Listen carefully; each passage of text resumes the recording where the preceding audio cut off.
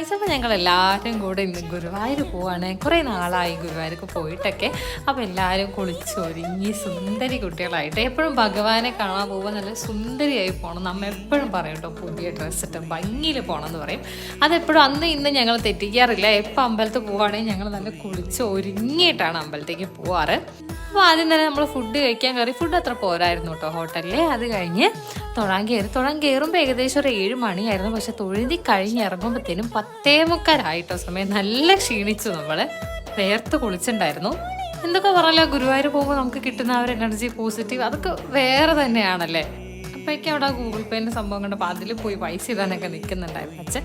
പിന്നെ കുറച്ച് ഡാൻസ് ഒക്കെ കണ്ടു. അത് കഴിഞ്ഞ് ഇങ്ങനെ ക്ഷീണിച്ച് നിൽക്കുമ്പോൾ നല്ല ചൂടോടുള്ളൊരു ഹോർലിക്സ്, നല്ല രസമുണ്ടായിരുന്നു കേട്ടോ. അത് കുടിച്ചപ്പോൾ തന്നെ നല്ല ആശ്വാസമായി. അങ്ങനെ 10 മണി കഴിഞ്ഞ് 10:45 11 മണി ആയപ്പോഴാണ് ഞങ്ങൾ ഹോട്ടൽ റൂമിലേക്ക് കയറിയത് കേട്ടോ. അപ്പോൾ